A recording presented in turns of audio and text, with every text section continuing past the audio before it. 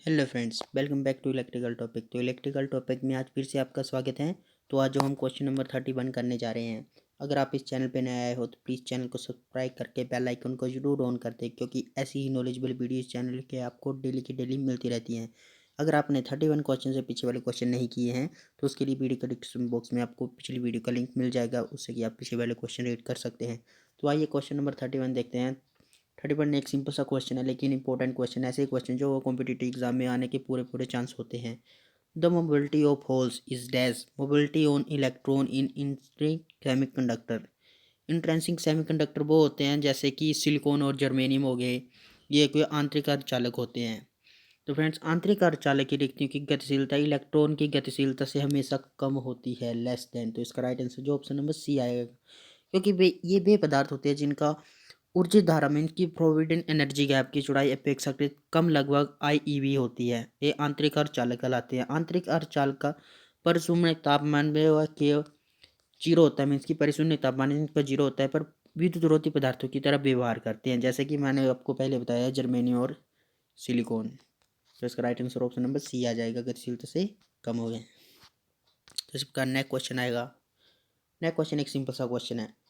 बाह्य अर्धचालकों हेतु फर्मी स्तर निर्भर करता है, मीन्स की Fermi level of extrinsic semiconductor depends on. तो फ्रेंड्स, मैं बता दूं इसका राइट आंसर जो आएगा option number D, donor element impure concentration and temperature, तथा तत्व अशुद्ध संग्रहण और ताप।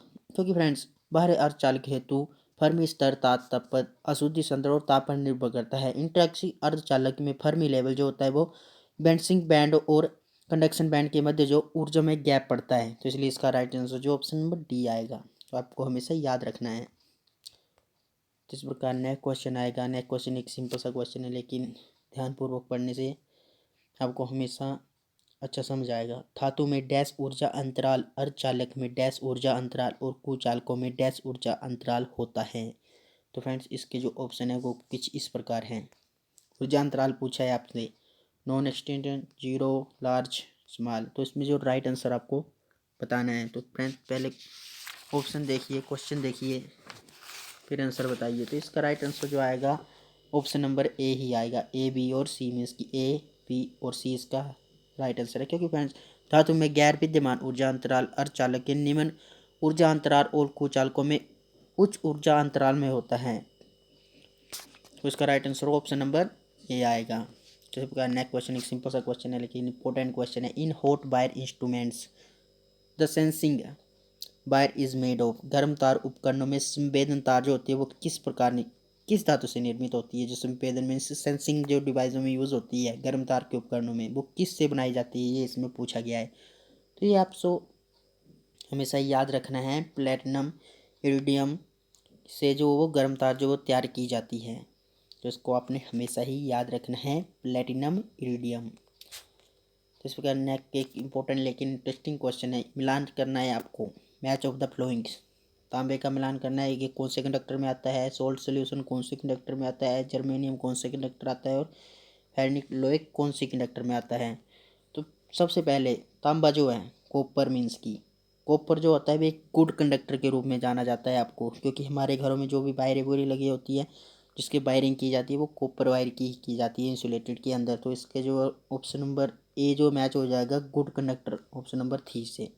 सोल्ट सोल्यूशन, ये तो सबको पता है, जो इलेक्ट्रोलाइट कंडक्टर होता है वो सोल्ट सोल्यूशन का ही बना होता है। तो इसका right answer option number second हो जाएगा, इलेक्ट्रोलाइट कंडक्टर। और जर्मेनियम जो है, जर्मेनियम आपको मैंने पहले बताया अर्धचालक के रूप में, लेकिन इनको कुछ एनर्जी दी जाए उसके बाद ये शुद्ध कंडक्टर के रूप में कार्य करते हैं, लेकिन स्टार्टिंग में ये अर्धचालक होते हैं। और अर्धचालक जो होते हैं सेमीकंडक्टर, मीन्स की जर्मेनियम आ गया सेमीकंडक्टर। और फेरनिकल द मिश्र धातु में जो प्योर रेजिस्टेंस होती हैं। तो इनका right answer option number A आएगा, रेजिस्टेंस। तो इसके मिलान के लिए सही आंसर जो आएगा ऑप्शन नंबर डी।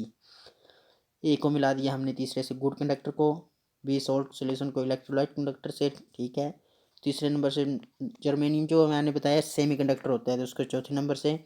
और जो फेरोनिकल धातु में जो होती है वो रेजिस्टेंस होती है और पहले नंबर पे। तो ये आप एक क्वेश्चन से 4 पॉइंट क्लियर होते हैं, तो इसलिए एक क्वेश्चन को मिला के 4 क्वेश्चन जो आपको यहाँ से क्लियर हो जाते हैं।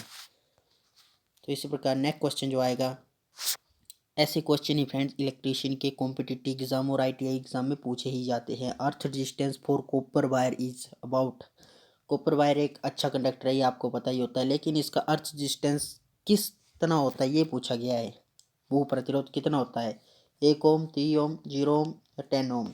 ये आपको याद ही रखना है। कॉपर के तार का अर्थिंग प्रतिरोध लगभग 1 ओम के बराबर होता है। ये आपको याद रखना है। अर्थ रेजिस्टेंस कॉपर वायर का 1 ओम आएगा।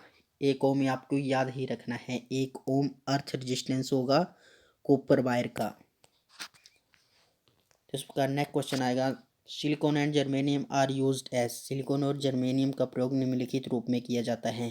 मैंने पहले बताया था आपको मिलान करते टाइम भी, जब मिलान किया था आपको जर्मेनियम को कौन सी धातु बताई थी मैंने आपको, याद करो। जर्मेनियम मैंने आपको बताया था सेमीकंडक्टर के रूप में। जर्मेनियम को सेमीकंडक्टर में मिलाया था, लेकिन इनको कुछ एनर्जी दी जाए तो उसके बाद ये कंडक्टर के रूप में कार्य करते हैं। तो सिलिकॉन और जर्मेनियम आपको बात से क्लियर हो रहा है, निम्नलिखित रूप में होता है सेमीकंडक्टर मीन्स की अर्धचालक के रूप में। देखो फ्रेंड्स, एक क्वेश्चन अगर आपने ध्यान से पढ़ा होगा तो अगले क्वेश्चन में आपको खुद से खुद आंसर मिलते जाएंगे। इसका राइट आंसर बी आ जाएगा, सेमीकंडक्टर। तो इसी प्रकार नेक्स्ट क्वेश्चन आएगा, if a conductor is moved through a magnetic field. Question सभी है, यदि एक चालक को चुंबकीय क्षेत्र में से ले जाया जाता है, मीन्स कि जैसे दो चुंबक हैं नॉर्थ और साउथ, अगर इनमें रोटेटिंग मैग्नेटिक फील्ड तो बनेगी ही बनेगी, लेकिन इसके बीच से कंडक्टर गुजारा जाता है तब क्या होगा आपको बताना है। सोचिए, फैराडे लॉ इसमें लगा है। फैराडे लॉ के अनुसार क्या होता है, अगर एक चालक को चुंबकीय क्षेत्र में ले जाया जाता है तब फैराडे के लॉ के अनुसार चुंबकीय प्रेरण नियम के वोल्टेज उत्पन्न होती है। जब भी एमएफ के बीच, मैग्नेटिक मोटिव फोर्स के बीच अगर हम कंडक्टर को घुमाएं तो उसमें जो वोल्टेज जो उत्पन्न हो जाती है, यही हम Faraday law of electromagnetic induction यही बताता है। तो इसके लिए ऑप्शन नंबर बी आ जाएगा, वोल्टेज क्रिएटेड, वोल्टेज उत्पन्न होती है। तो आपने ये याद रखना है, जब भी दो विद्युत के बीच किसी कंडक्टर को गुजारा जाता है तो उसमें ईएमएफ उत्पन्न हो जाती है। ईएमएफ मीन्स की वोल्टेज उत्पन्न हो जाती है। तो इसी प्रकार नेक्स्ट क्वेश्चन आएगा। नेक्स्ट क्वेश्चन में एक सिंपल सा क्वेश्चन है, एटॉमिक संरचना, एटॉमिक स्ट्रक्चर के निम्नलिखित के अनुसार निम्नलिखित में से जिनमें धनात्मक आवेश होता है, मीन्स की पॉजिटिव आवेश किन में होता है, ये पूछा है इसमें। तो मैं बता दूं, प्रोटॉन में जो पॉजिटिव आवेश होता है, परमाणु संरचना के अनुसार प्रोटॉन धनात्मक आवेश तथा इलेक्ट्रॉन ऋणात्मक आवेश रखता है। इलेक्ट्रॉन जो वो नेगेटिव रखता है और प्रोटॉन जो वो पॉजिटिव रखता है। और इसमें पॉजिटिव ही पूछा है, पॉजिटिव जो होता है प्रोटॉन का, आपको याद ही रखना है। ऐसे क्वेश्चन मैंने पिछली वीडियो में बताए हैं। अगर आप मेरी वीडियो डेली देखते होंगे तो आपको ये वाला क्वेश्चन भी अच्छे से समझ आ जाएगा या आया होगा। तो फ्रेंड्स, ऐसी नॉलेज के लिए चैनल को जरूर सब्सक्राइब करें और इस वीडियो को जरूर लाइक एंड शेयर करें। तो आज का फाइनल जो क्वेश्चन है, इंपॉर्टेंट क्वेश्चन है लेकिन इंटरेस्टिंग क्वेश्चन है, अच्छे कुचालक पदार्थ में से कौन सा गुण होना चाहिए। तो फ्रेंड्स, एक अच्छे कुचालक पदार्थ मीन्स कि अच्छे रेजिस्टेंस पदार्थ जो होते हैं उनमें जो हाई ब्रेकडाउन वोल्टेज जो होती है, उच्च भंजक वोल्टेज, हाई ब्रेकडाउन वोल्टेज अच्छे रेजिस्टेंस में पाई जाती है। तो आपने हमेशा ही याद रखना है। और अच्छे भी कुचालक पदार्थ में आपको अलग से बताऊंगा, 4 पॉइंट बताऊंगा आपको, आपको याद रखने हैं। मीन्स कि अच्छे कुचालक पदार्थ की पैरावैद्युत सामर्थ्य का मान जो वो उच्च होना चाहिए, नंबर 1। नंबर 2, अचालक का प्रतिरोध यथासंभव उच्च होना चाहिए। नंबर 3, अचालक पदार्थ ऊष्मा को विकसित करने के योग्य होना चाहिए। ये आपको याद रखना है। और लास्ट जो इंपॉर्टेंट पॉइंट हैं, अचालक जो है रेजिस्टेंस पदार्थ होते हैं उनकी सुदृढ़ अर्थात व मजबूत होना चाहिए। ये ऐसे ऑप्शन भी आएंगे तो ये राइट आंसर इनकी ये कहलाएंगे। तो एक ही क्वेश्चन से मिला के 4 क्वेश्चन आपको क्लियर होते हैं। Thank you.